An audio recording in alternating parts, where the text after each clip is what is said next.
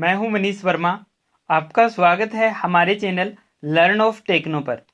Dear friend, आज ही हमारा theory का सेशन रहेगा जिसमें हम जानेंगे मेटल से संबंधित उनकी प्रॉपर्टीज, उनके कलर, उनका वेट, उनका स्ट्रक्चर, फ्यूसिबिलिटी के बारे में आदि के इसकी जानकारी हम लेंगे, जैसे ductility, malleability, hardness, brittleness, toughness, elasticity आदि उनके गुण होते हैं, उनके बारे में हम जानेंगे।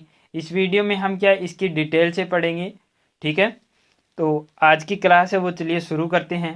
तो इसमें फर्स्ट क्या है, हमारा फर्स्ट में दिया हुआ है धातु क्या है और धातुओं के भौतिक गुण क्या है, ठीक है। जो हमारी मेटल होती है धातु, उनके क्या भौतिक गुण भी होते हैं, मेटल हम किसे बोलते हैं, उनके बारे में हम पढ़ेंगे। तो इसमें क्या दिया हुआ है, धातु एक खनिज पदार्थ है जिस पर इंजीनियरिंग के सभी काम आधारित है, क्योंकि छोटे से छोटा पार्ट व बड़ी से बड़ी मशीन धातु की ही बनाई जाती है। अर्थात एक सुई से लेकर हवाई जहाज या समुद्री जहाज तक बनाने में क्या होता है, मेटल का ही प्रयोग है वो किया जाता है, ठीक है। यानी कि मेटल है वो आज के टाइम में हर जगह यूज होती है। पुराने टाइम में भी मेटल का यूज है वो बहुतायत किया जाता था, ठीक है। तो क्या कोई भी चीज़ अगर हम बना रहे हैं, किसी भी चीज़ का यूज कर रहे हैं, तो वो क्या हर जगह मेटल ही यूज की जाती है। तो उसके भौतिक गुण कौन से होते हैं, फिजिकल प्रॉपर्टीज, ठीक है। धातुओं के प्राकृतिक गुणों को ही भौतिक गुण कहते हैं। जो नेचुरल गुण होते हैं, नेचुरल प्रॉपर्टी होती है, उसको क्या फिजिकल प्रॉपर्टी कहते हैं। इन्हीं गुणों के आधार पर धातुओं को पहचाना जाता है। मेटल को क्या इन्हीं गुणों के आधार पर क्या हम पहचान कर सकते हैं उनको, कि ये कौन सी धातु है, ये कौन सी धातु है। ये गुण धातु की स्थायी रूप में पाए जाते हैं। धातु में क्या होते हैं, जो ये गुण होते हैं, या फिर जैसे मान लो कोई कलर है, भार है, उसकी जो मैग्नेटिक पावर है, ठीक है, तो वो क्या रहती है, वो फिक्स रहती है, ठीक है, वो उसमें होती ही होती है। तो तभी क्या हम उसका चूज कर पाते हैं, कि देख पाते हैं, हम पहचान पाते हैं कि ये कौन सी हमारी धातु है, ठीक है।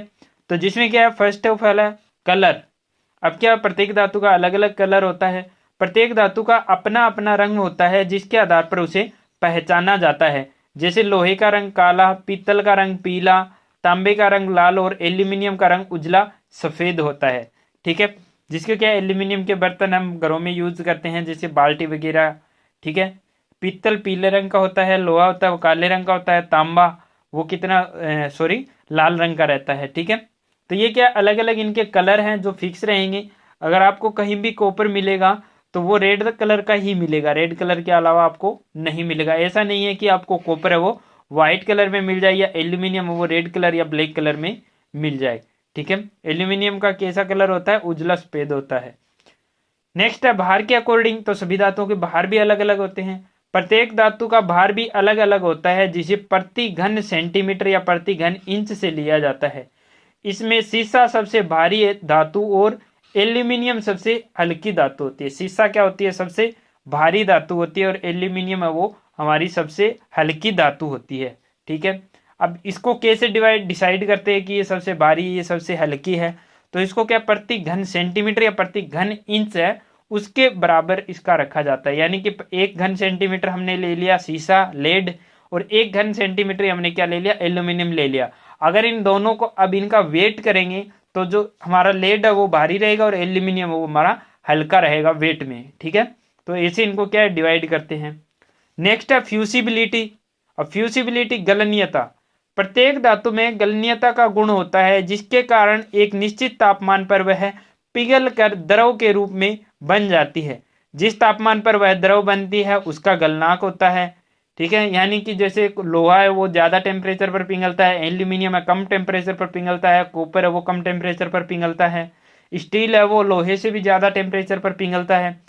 तो इसमें क्या दिया, जैसे रोट आयरन का गलनांक 1600 डिग्री, कास्ट आयरन का 1250 डिग्री, कॉपर का 1083 डिग्री और टिन का 230 डिग्री होता है। यानी कि 230 डिग्री पर टिन हमारा क्या होता है, पिघल जाता है, ठीक है। लेकिन वहीं अगर हम रोट आयरन को देखते हैं तो 1600 डिग्री टेम्परेचर पर पिघलता है। अगर हम टंगस्टन को देखेंगे तो वो 3380 डिग्री सेंटीग्रेड पर पिघलता है। तो वो ऐसे ऐसे क्या है कि सभी धातु का क्या होता है, गलनीयता फ्यूसिबिलिटी का गुण भी अलग अलग होता है, ठीक है। फ्यूसिबिलिटी का जो ये क्वेश्चन है ये कंपटीशन लेवल में आपको क्या बहुत बार पूछा हुआ मिलता है, तो इसमें आपको कंफ्यूज नहीं होना है बिल्कुल भी, ठीक है डियर फ्रेंड। बहुत बार क्या ये क्वेश्चन आपको देखने के लिए मिल जाएगा फ्यूसिबिलिटी से संबंधित। यानी कि ये बहुत ही इंपॉर्टेंट पॉइंट है, अगर आप इसे नोट करना चाहते हैं नोट कर सकते हैं। ठीक है, नेक्स्ट है इसमें चालकता, कंडक्टिविटी। अब चालकता कंडक्टिविटी क्या होती है?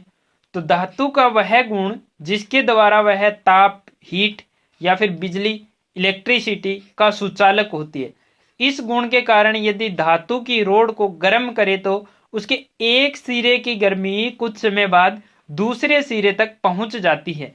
यानी कि अगर हम कोई भी लोहे की रोड है, ठीक है, तो उसको क्या करेंगे, अगर हम एक किनारे से आग में लगा देंगे, एक साइड से उसको तापमान देना शुरू करेंगे, ताप देना शुरू करेंगे, तो क्या करेंगे, धीरे धीरे करता हुआ वो टेम्परेचर क्या करेगा, एक किनारे से दूसरे किनारे तक पहुंच जाएगा।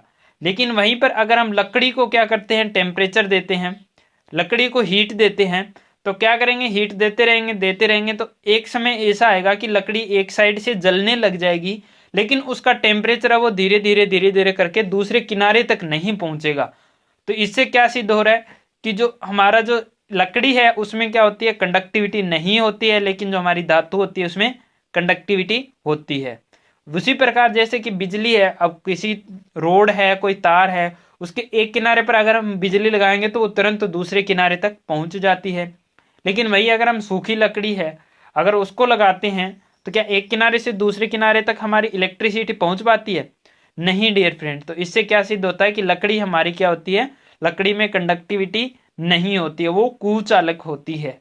ठीक है, नेक्स्ट इसमें दिया हुआ है, यदि लकड़ी को गर्म करें और उसके एक सिरे पर आग लग जाती है जिसकी गर्मी दूसरे सिरे तक नहीं पहुंचता है, लकड़ी पे ताप की कुचालक बेड कंडक्टर तथा धातु सुचालक गुड कंडक्टर होती है। ठीक है, इसमें एग्जाम्पल भी दिया हुआ लकड़ी का।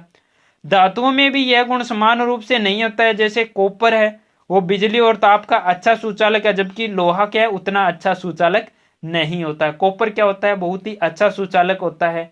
ठीक है, और जो लोहा होता है वो इतना अच्छा सुचालक वो नहीं होता है।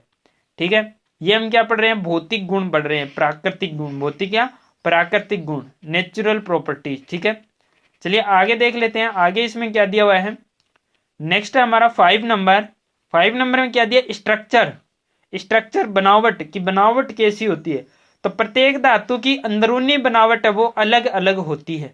जो धातुएं जो बनी होती है, जैसे कि रोड है, कोई सरिया है, अगर अलग अलग धातु के बने हुए हैं रोड या कोई सरिया, तो उनके जो स्ट्रक्चर है वो भी क्या बनेगा, अलग अलग बनेगा। अंदरूनी जो बनावट उनकी रहेगी वो क्या अलग अलग हमें देखने के लिए मिलेगी। जैसे धातु को तोड़कर देखा जाता है, अब इसको कैसे हम चेक कर सकते हैं, तो धातु को क्या बीच से रोड या सरिया उसको क्या तोड़कर हमें देख सकते हैं उसकी अंदरूनी स्ट्रक्चर को। यह 3 प्रकार की होती है। किस टाइप में, ग्रेनुलर, यह बनावट स्टील में मिलती है। ग्रेनुलर टाइप कहाँ में मिलेगी, स्टील में। फाइबर्स टाइप कैसे में मिलेगी, जो रेशेदार फाइबर्स होते हैं, ये बनावट रोट आयरन में मिलेगी। रोट आयरन में क्या रेशे वगैरह मिलेंगी। और क्रिस्टलाइन, तो ये क्या में मिलेगी, कास्ट आयरन में मिलेगी। कास्ट आयरन क्या होता है, हमारा भंगूर होता है। क्रिस्टलाइन यानी कि आपको दाने दाने दाने दाने देखने के लिए मिलेंगे। और जो रोट आयरन वगैरह होगा इसमें क्या होगा, रेसे वगैरह देखने के लिए मिलेगी। इसलिए क्या होता है, रोट आयरन जल्दी से टूटता नहीं है। और ग्रेनुलर बनावट किसकी रहती है, स्टील की ग्रेनुलर बनावट रहती है। ठीक है, नेक्स्ट इसमें देख लेते हैं। नेक्स्ट क्या दिया हुआ है, नेक्स्ट इसमें दिया हुआ है अपारदर्शिता।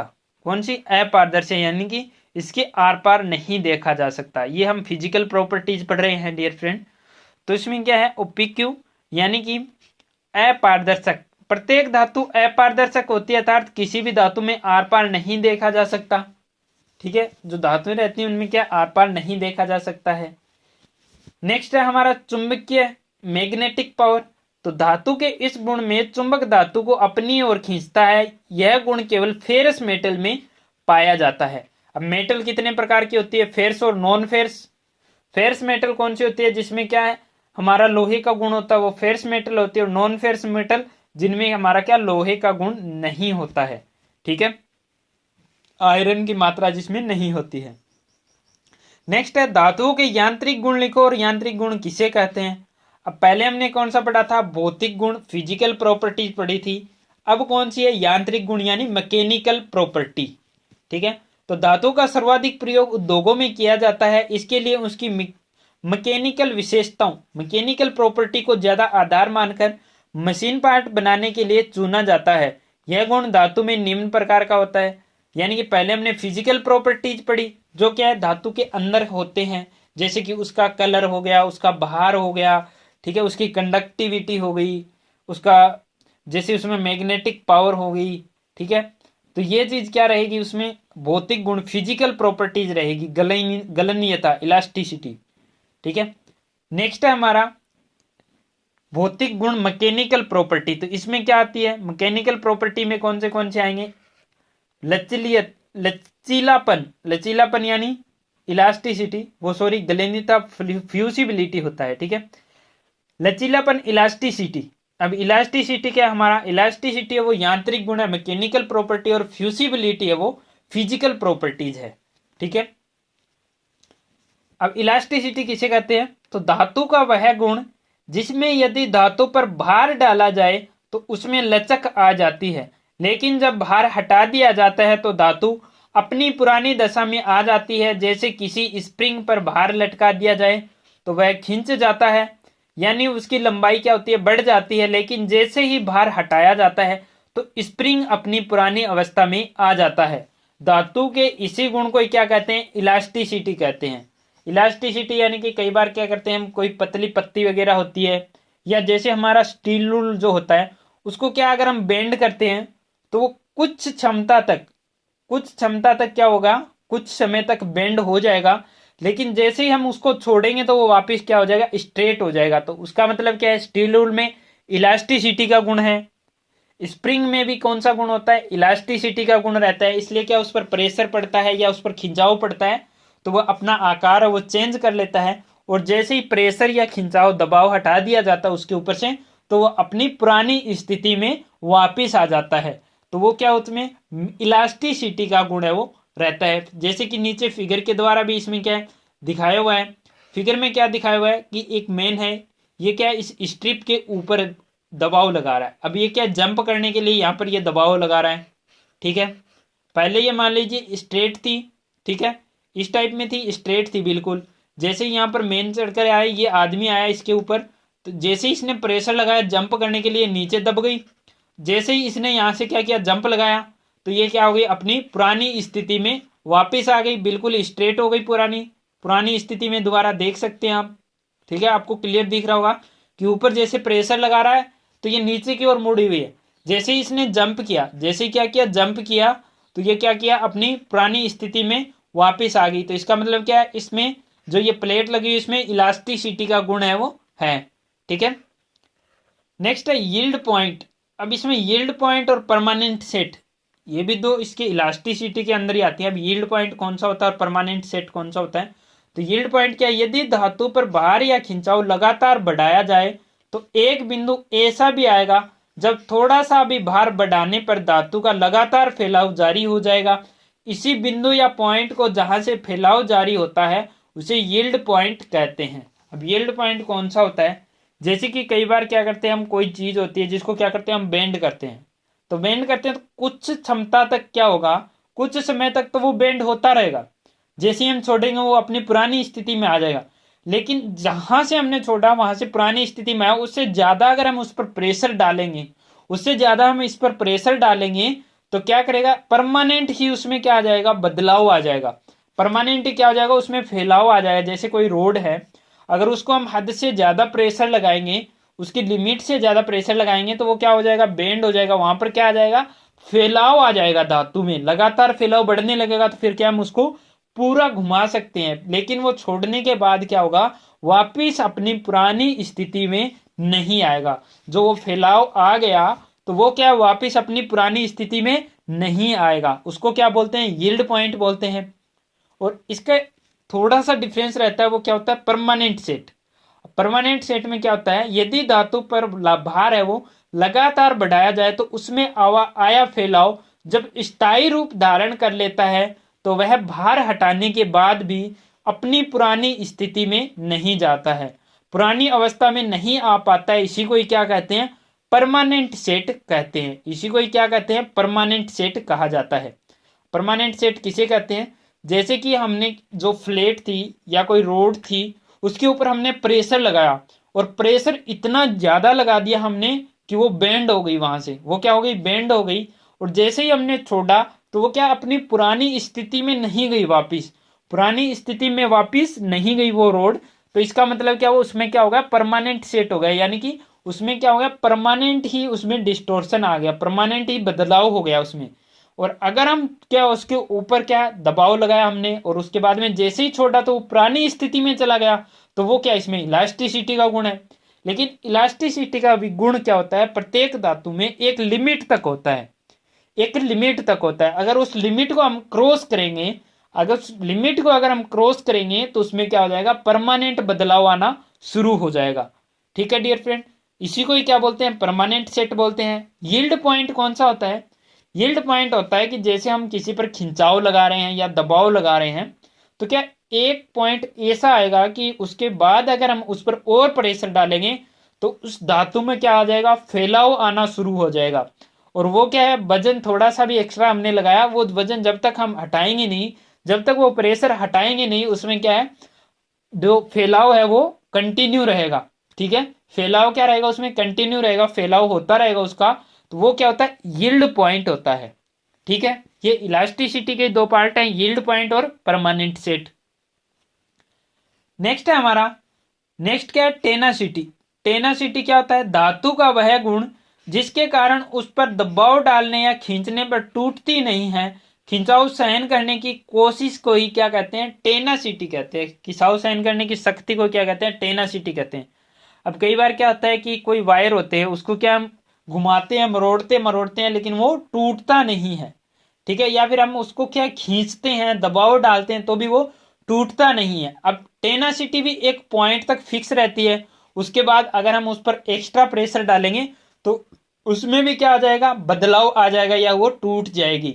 ठीक है, तो एक पॉइंट जहां तक वो नहीं टूटती है, जहां तक उसमें नहीं बदलाव आता है, वो क्या कहलाता है, टेनासिटी कहलाता है। वो उसकी क्या है, खिंचाव सहन करने की शक्ति है। जैसे कि यहाँ पर दिखाया जा रहा है, एक बंदा इधर खींच रहा है, एक लेकिन दो इधर खींच रहे हैं, लेकिन इसमें क्या कोई भी यहाँ पर क्या बदलाव नहीं आ रहा है।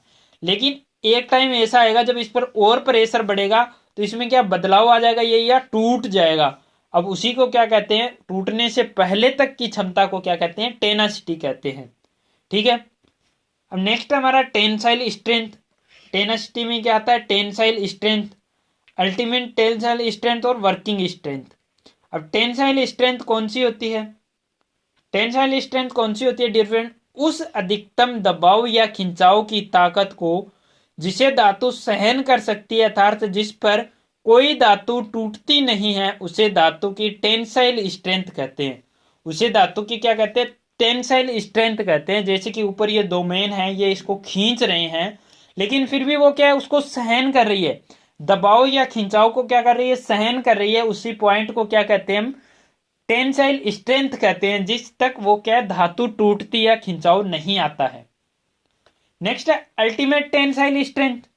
तो अल्टीमेट टेंसाइल स्ट्रेंथ कौन सा होता है, उस अधिकतम दबाव या खिंचाव की ताकत जिस पर धातु टूट जाती है, उसे धातु की अल्टीमेट टेंसाइल स्ट्रेंथ कहते हैं। अब जैसे क्या प्रेशर हम लगा रहे हैं, उस पर दबाव लगा रहे हैं, खिंचाव लगा रहे हैं, फिर भी वो क्या धातु टूट नहीं रही है, तो वो क्या है, टेंसाइल स्ट्रेंथ है। लेकिन हमने क्या किया, इसके ऊपर क्या किया, इसके ऊपर और हमने फोर्स लगाया और उसको क्या किया, खिंचाव दबाव बढ़ा दिया।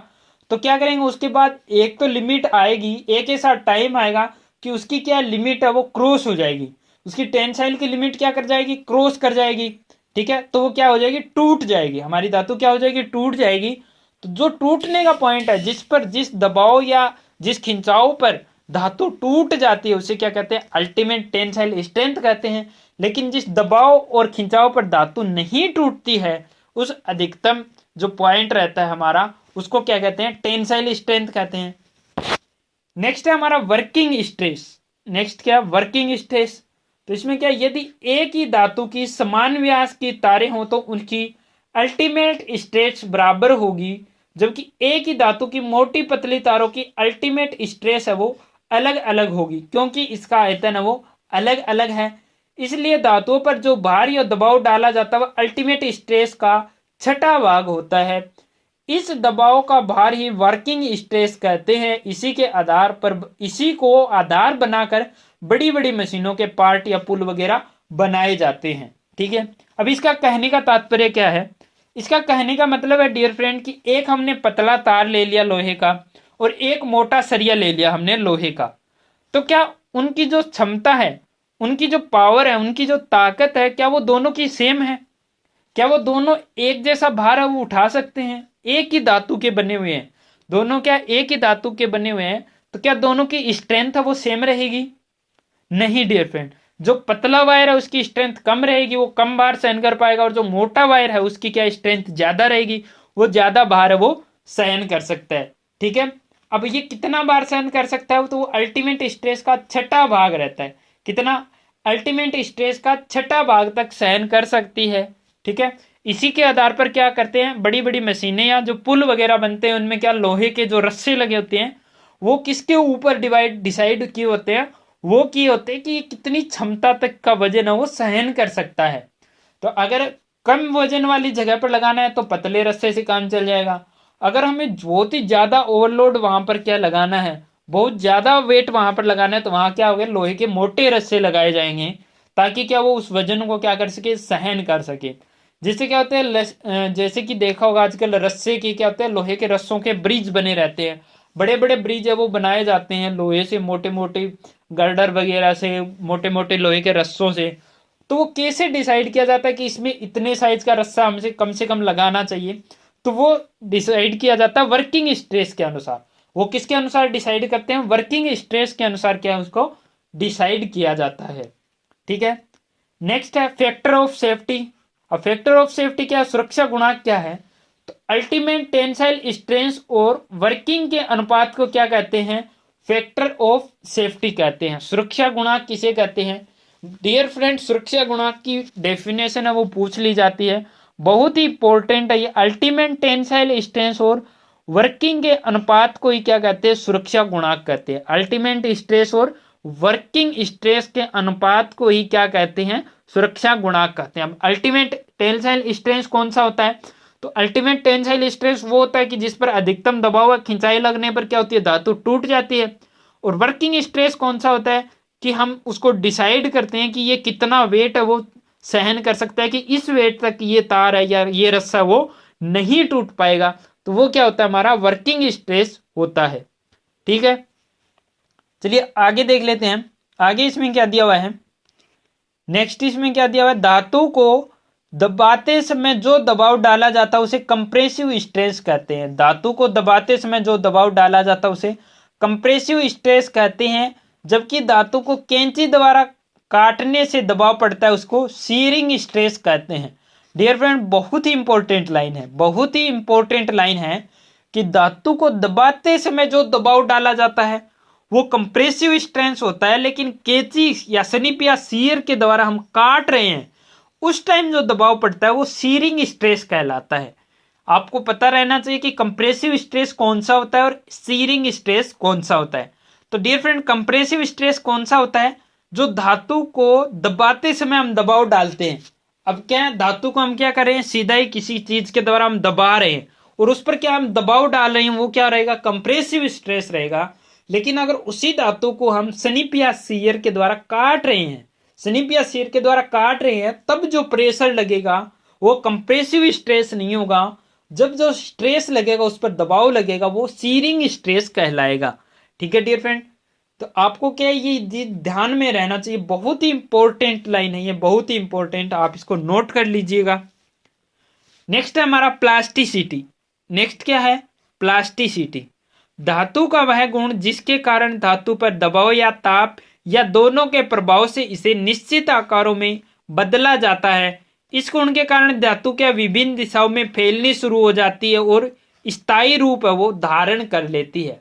प्लास्टिसिटी। अब प्लास्टिसिटी का गुण क्या होता है कि जिसके कारण अगर हम धातु पर दबाव डाल रहे हैं या फिर उसको क्या एक निश्चित टेम्परेचर तक हीट दे रहे हैं, तो क्या करेगी, वो अपने आकार में परिवर्तन कर लेगा। वो क्या करेगा, अपने आकार में परिवर्तन कर लेगा, और वो परिवर्तन क्या रहेगा, स्थायी रूप में रहेगा, परमानेंट सेट रहेगा। वो जो परिवर्तन होगा उसमें, वो जो परिवर्तन होगा वो क्या रहेगा, परमानेंट हो जाएगा। जैसे हमने क्या किया कि कोई वायर है, कोई हमारा क्या कॉपर का वायर है, ठीक है डियर फ्रेंड। अब क्या कॉपर का कोई हमारा वायर है, अब उसको क्या किया हमने, एक निश्चित आकार में मोड़ा, निश्चित आकार में मोड़ा और प्रेशर लगाकर उसको, तो उसमें क्या वो परमानेंट मुड़ा हुआ रह गया, तो यानी कि उसमें किसका गुण है, प्लास्टिसिटी का गुण है। अब हमने क्या किया, उसको दबाव लगाकर जबरदस्ती मोड़ दिया, या फिर टेम्परेचर देकर हमने किसी पाइप को मोड़ दिया, तो वो क्या परमानेंट सेट हो जाएगा जब वो स्थायी रूप में फिक्स हो जाएगा, जब वो ठंडा होगा। तो यानी कि उस पाइप या रोड में क्या है, प्लास्टिसिटी का गुण है। अगर उसमें प्लास्टिसिटी का गुण नहीं होता तो वो बेंड नहीं होती। जैसे कि कास्ट आयरन है, अब उसको क्या हम बेंड कर सकते हैं, नहीं डियर फ्रेंड। कास्ट आयरन के क्या हम गर्म करके या दबाव के द्वारा बेंड नहीं कर सकते हैं, उसमें प्लास्टिसिटी का गुण है वो नहीं होता है। कास्ट आयरन में ब्रिटलनेस का गुण, भंगुरता का गुण पाया जाता है। ठीक है, नेक्स्ट है हार्डनेस। नेक्स्ट क्या हमारा, नेक्स्ट है हार्डनेस। हार्डनेस क्या होती है, कठोरता। अब हार्डनेस में क्या दिया हुआ है, इसमें दिया हुआ है धातु का वह गुण जिसके कारण एक धातु दूसरी धातु को आसानी से काट लेती है। एक धातु दूसरी धातु की क्या कर सकती है, कटिंग कर सकती है, कटाई कर सकती है, तो वह क्या कहलाता है, धातु में हार्डनेस का गुण है। या खरोंच पैदा कर देती है, जो धातु खरोंच लगा देती है या काट लेती है वह काटने वाली धातु से हार्ड होती है। जैसे लोहा पीतल पर निशान डाल देता है, जबकि पीतल एल्यूमिनियम पर खरोंच डाल देता है। इसलिए लोहा क्या है, पीतल से कठोर है, लेकिन पीतल क्या है, एल्यूमिनियम से कठोर है। लोहा पीतल से कठोर है, इसलिए पीतल पर खरोंच पैदा कर देता है, लेकिन एल्यूमिनियम पर क्या, पीतल भी खरोंच कर देता है। तो यानी कि एल्यूमिनियम से हार्ड क्या हुआ, एल्यूमिनियम से हार्ड हमारा पीतल हुआ। ठीक है डियर फ्रेंड, तभी तो वो क्या उसके ऊपर खरोंच पैदा कर रहा है, तभी तो वो उसको काट पा रहा है, क्योंकि उससे हार्ड है। अगर उससे सॉफ्ट होता तो वो काट ही नहीं पाता, खुद कट जाता।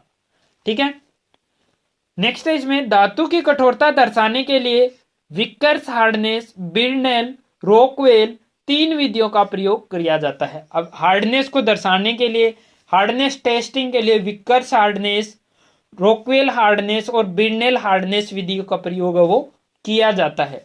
ठीक है, ये हम पढ़ेंगे, आगे पढ़ेंगे, जहां पर हमें देखने के लिए मिल जाएगा उनको भी क्या करेंगे, हम डिटेल से पढ़ लेंगे। ठीक है, अभी क्या हम सेमेस्टर के हिसाब से चल रहे हैं, तो इसमें जितना दिया हुआ है उसी के अकॉर्डिंग क्या हम पढ़ते हुए चल रहे हैं। ठीक है, अब नेक्स्ट क्या हमारा, नेक्स्ट है इसमें टफनेस। नेक्स्ट क्या दिया हुआ है, नेक्स्ट है टफनेस।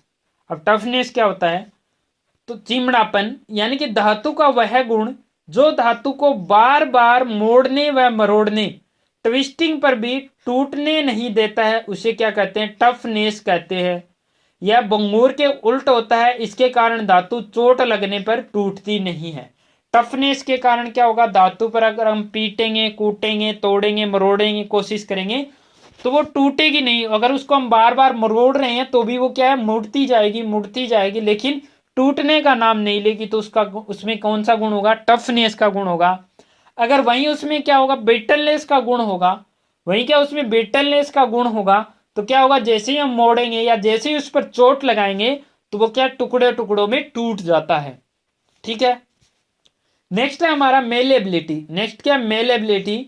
धातु के इस गुण के कारण उसे ठंडी हालत में पीटने, हैमरिंग करने या रोलिंग करके चादरों के रूप में बनाया जाता है, लेकिन यह टूटता नहीं है। सबसे अधिक यह गुण सोने तथा चांदी में पाया जाता है, मेलेबिलिटी। मेलेबिलिटी के द्वारा क्या होता है, मेलेबिलिटी के अगर हमारी धातु में गुण है तो उसको क्या कूट पीट कर हम क्या चद्दरों के रूप में बना सकते हैं।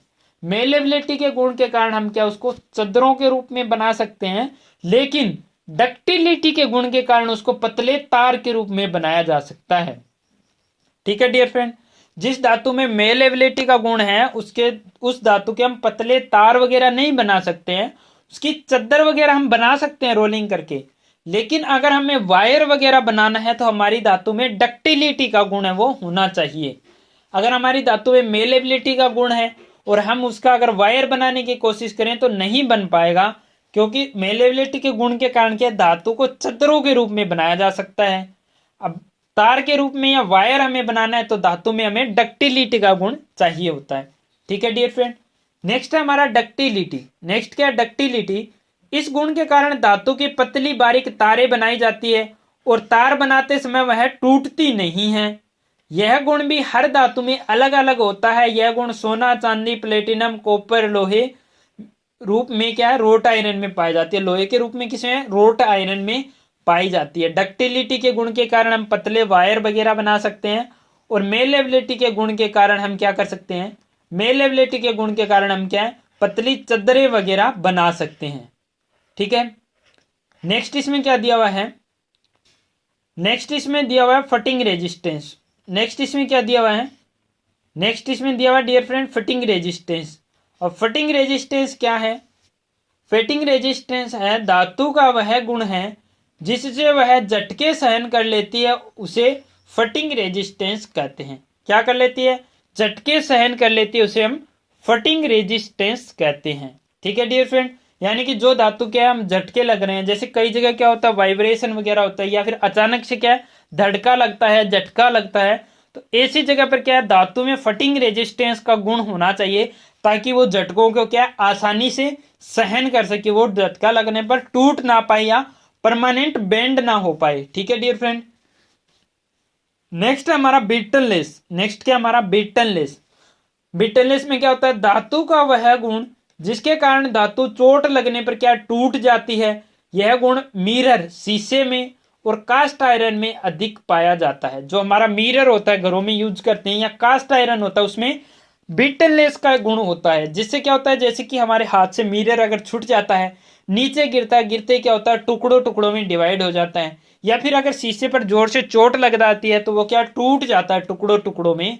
तो वो क्यों टूट जाता है, क्योंकि उसमें बिटनलेस का गुण है, उसमें क्या है बिटनलेस का गुण है, इसी वजह से क्या होता है वो टूट जाता है। ठीक है डियर फ्रेंड, यानी कि किसी भी धातु में अगर बिटनलेस भंगुरता का गुण रहेगा तो वो धातु क्या चोट लगने, झटका लगने पर क्या टूट जाती है। नेक्स्ट है हमारा मशीनेबिलिटी। नेक्स्ट क्या मशीनेबिलिटी, तो वह गुण जिसके कारण धातु की मशीनिंग आसानी से की जा सकती है, उसे मशीनेबिलिटी कहते हैं। अब जैसे ग्रे कास्ट आयरन है, ग्रे कास्ट आयरन की क्या मशीनिंग है वो आसानी से कर सकते हैं। ठीक है, ग्रे कास्ट आयरन की क्या मशीनिंग है वो आसानी से की जा सकती है, इसलिए क्या जो भी मशीनिंग पार्ट्स होते हैं वो ज्यादातर किसके बनाए जाते हैं, वो ग्रे कास्ट आयरन के बनाए जाते हैं, ताकि क्या उस पर मशीनिंग वगैरह करके उसको हम सही आकार प्रदान कर सके, उसको क्या शुद्धता हम दे सके। तो इसलिए क्या मशीनेबिलिटी का क्या होता है, जिससे क्या धातु में मशीनिंग आसानी से की जा सकती है, और ये किस में पाया जाता है, तो ये dear friend grey cast iron में पाया जाता है। कास्ट आयरन भंगुर होता है, लेकिन ग्रे कास्ट आयरन में मशीनेबिलिटी का गुण पाया जाता है। भंगुर होता है वो, लेकिन उसके साथ साथ में उसमें मशीनेबिलिटी का गुण पाया जाता है, जिससे क्या है कि जैसे हम किसी आकार में क्या कोई मोल्ड में हमने तैयार कर लिया कोई पार्ट्स, अब उसकी क्या मशीनिंग करके उसको क्या बाहर से हम शुद्धता दे सकते हैं। ठीक है, क्योंकि उसकी क्या मशीनिंग आसानी से कर सकते हैं, बिकॉज वो ग्रे कास्ट आयरन का बना हुआ है। ठीक है, तो आज के लेसन में इतना ही है, हमारा ये लेसन है ये इतना ही क्लियर हो गया है, क्योंकि ये जो है सेशन के हिसाब से चलता है, सीरीज जो हमारा सेमेस्टर वाइज चल रहा है, तो इसमें क्या फर्स्ट सेमेस्टर के लिए इतना ही आता है, बाकी हम आगे देख लेंगे।